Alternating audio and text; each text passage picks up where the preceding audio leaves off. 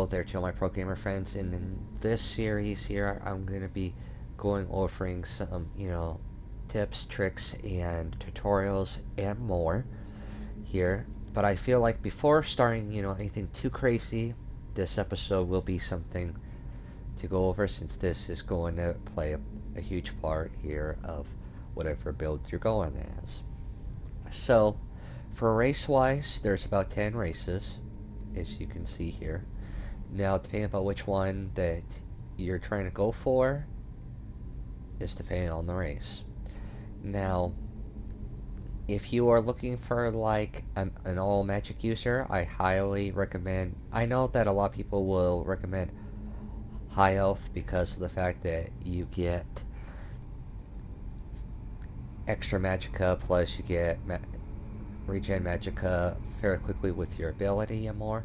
But I still highly recommend Bren being your mage character because of the fact that you are resistant to magic, and your ability literally allows you to absorb the spells. Plus, when you absorb those spells, you also gain that magicka back. So I feel like Bren's or the better overall mage character. But next up would be High Elf for magic things. For if you're kind of going for like a sorcerer or like necromancy kind of style, I probably would recommend Dark Elf.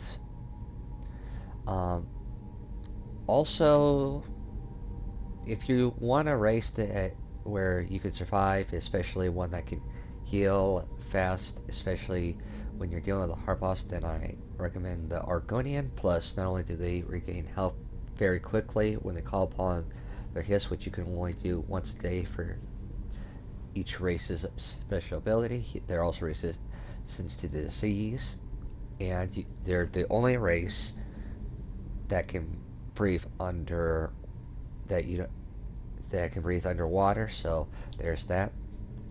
For Imperial, Imperials are probably good if you're wanting to find a few extra coins. I mean, it's not going to be like, a lot of a difference, but yeah.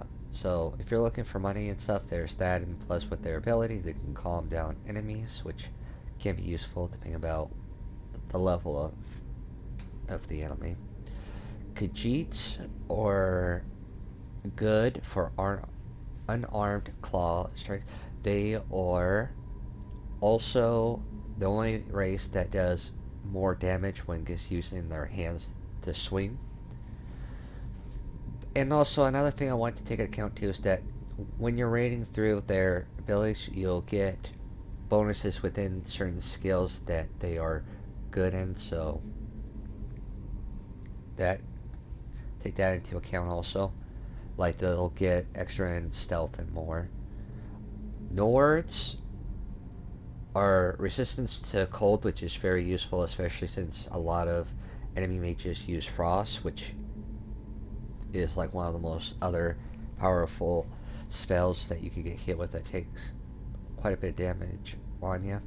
But they can also are good for if you're trying to make like a intimidation based character with their battle cry that makes the enemies flee, which you can probably do with that and some other things too to boost that up. Now, Red Guards here, I'm trying to think here. They are resistant to poison, and they can call adrenaline rush in combat, which means you gain your stamina.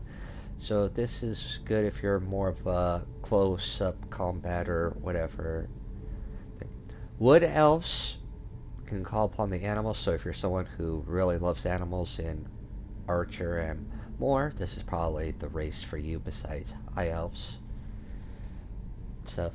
But if you're more of like an animal person, there you go. And or if you're just looking for a regular like hunter that lives in the woods style, then there you go. Now if you're looking for a tank buffy character, the race to play as, it's definitely the orc. You literally do Berserker's Rage is actually the best one in the game. You do you take half damage, but you do double damage to your opponent, so there you go. And lastly, I will do kind of introduce to one more thing here before I call it here a video. Back, my Mosh friends. So, as we go down here after you just made your character and you go through all of Helgen and stuff. Now, for those who are kind of like wanting to get like a head start and stuff, and to know some secrets too, that instead of just continuing on to the path, if you go over here, there will be, if you keep going straight, so as you can see, we were from Helgen and now we're all the way over here. And we're going to be going down kind of like into this little valley part. But you are going to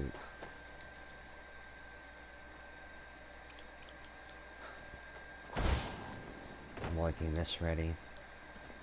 Okay, so once you get up to here and stuff like, you can, you know, collect the bees and whatever if you like, you know, for potions or whatever later. And you can get the stuff out of these beehives and stuff.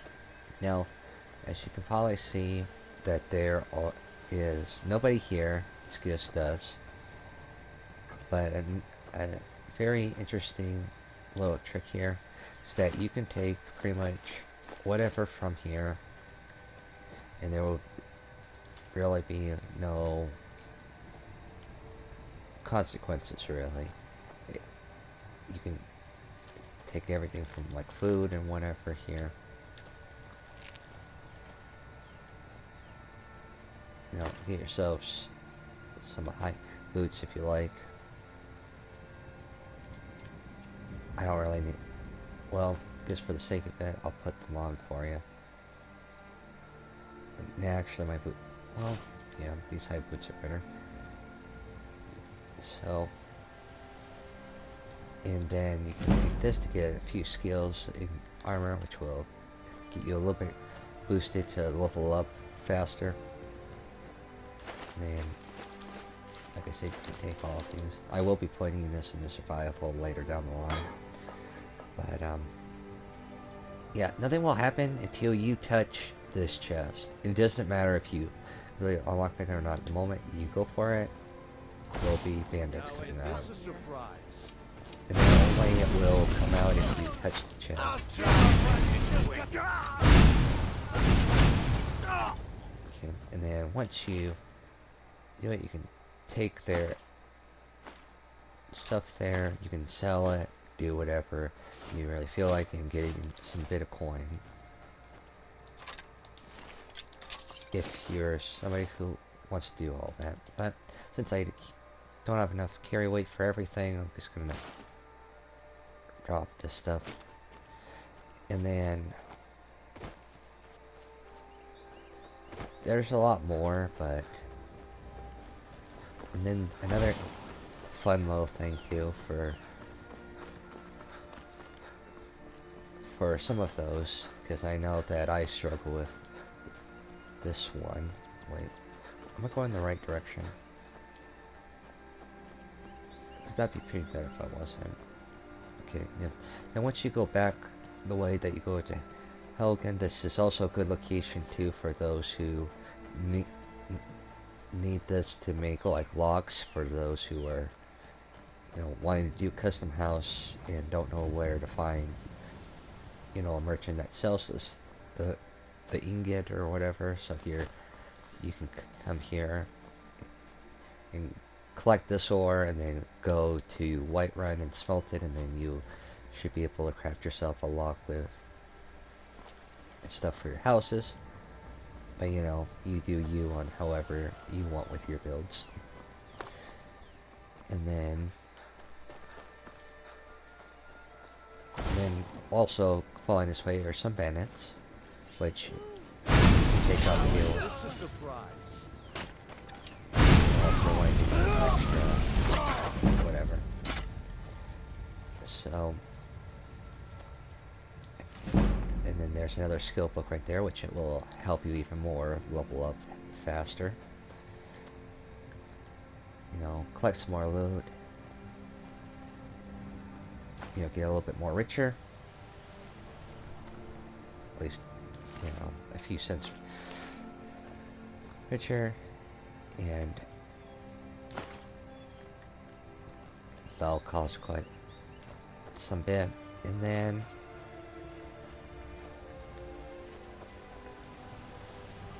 yeah, so there's kind of like your way of starting off your Skyrim. And also I do have I think it's called the Lover Stone or something, so that I guess makes me be able to level up my skills faster, which I would really recommend if you're wanting to level up your, or you know, getting your skills up faster so you can continue faster on with your builds. But yeah, that's, I feel like, is a good starting point, and then I'll continue it on from there. Anyway, thank you all for watching. Let me know what you think down in the comments. And if you have any questions, please comment down. I always love to help you guys out for those who, and to answer your guys' questions and more. And I'll see you all in the next one. Peace out, everybody.